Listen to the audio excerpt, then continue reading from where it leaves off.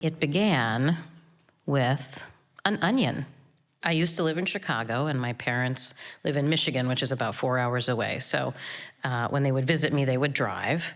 And I think they drove because it's convenient. My dad also is an engineer and loves cars, so he actually likes to drive. And my mom likes to drive because my mom loves stuff.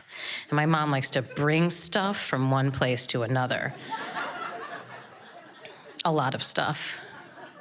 So when they would come with all the stuff, like their own pillows, their own pillowcases, their own sheets, towels, hairdryer, slippers, plus all the food they were gonna eat for breakfast and lunch for the whole visit, and anything my mother was concerned might go bad in her refrigerator, and a bag of stuff that she'd been collecting since I'd been there the last time that she swears are my items, and I may need them, and they need to be reconnected with me.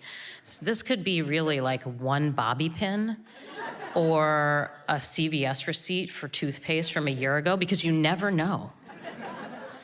So they'd arrive, and all the stuff would come into the house, and then we'd have to talk about the stuff, starting with the food. And this is what my husband and I call grocery show and tell. So my mom gets everything that's gonna go into my refrigerator out one by one so we can like marvel at it together. So it's like, oh, I got 10 packages of Sargento sliced cheese. I thought, you might want 5, and Dad and I will eat 5. And I have 6 kinds of milk. And look at these Trader Joe's sweet potatoes. They're tiny and they're organic, and they were $2. And it's like on and on and on. So we get through that, and we're sitting at the table, and she says, oh, Jenny, there's one more thing I want to ask you about, which is not true. There are a million things she wants to ask me about. She reaches into her purse, and she pulls out one red onion and says, do you want this? Aren't you going to eat it? Oh, Dad and I don't eat red onion. So why did you buy it? I didn't. Lisa did. Now, Lisa's my little sister, and she lives in New Jersey. And we're in Chicago.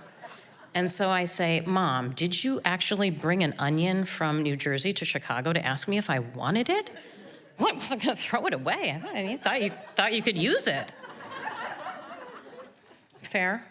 So at this point, I look at my dad, and they've been married now 52 years. So he's seen it all. Nothing happens on his face anymore, really. And this doesn't either. There have been a lot of onions. So the next morning, I go to the kitchen, and I find my mother elbow deep in the garbage disposal, which is dangerous. Don't do it. Apparently, my dad has cut up strawberries to put on his cereal, and she does not approve of the way he has trimmed them. So she is, I'm not kidding, in there retrieving them, retrimming them, and then eating what she's trimmed, and then setting the stems aside. So I'm aghast, and she just looks at me and scowls and goes, you and your father. Like we share the gene for subpar berry trimming. Again, I look to my dad, nothing. Takes the scolding like a champ. He just has the longest, slowest fuse. Until he doesn't. So I go down this long, like Pullman-style hallway we had in Chicago to tell my husband, I just found Mom in the garbage disposal, and that's a nice memory for everyone. And on my way back, I catch out of the corner of my eye something in their room, and it's a pile of dirty tissues around the garbage can. Not in, but around. So, Mom, what's the story with the tissues? Can we go ahead and throw them away? I'm taking them home with me. You're taking your dirty tissues to Michigan. We have garbage here. I know, I'm gonna compost them. Okay, great, that's great. I look at my dad, this doesn't cross the line, so, he's, I guess, okay with it. So, I'm back in the kitchen later that day, and I realized that, or I noticed that there's a bag now on the counter so we can be composting. Now, I used to compost, and my husband didn't like rotting food on the countertop. I kept it outside. A squirrel got it. It wasn't good, so I stopped. But my mother's in town, and she needs this, so we're composting. She needs to supervise the cleanup of all meals. And this means that after we're finished, my father dutifully brings her the dishes. She scrapes what she doesn't want to save into the compost. Then she takes exactly 1/4 of a paper towel and wipes the remaining oil or sauce off of the plate, puts that in the compost because it's biodegradable, and only then is my father permitted to wash the dishes. And inevitably, he screws something up, and she gets bent out of shape and yells something like, "Oh, just give it to me and get out of here. You're so unhelpful. You're not a team player." That's her new one, is they're on some kind of bizarre composting team, and he's not a team player. He's been cut and benched.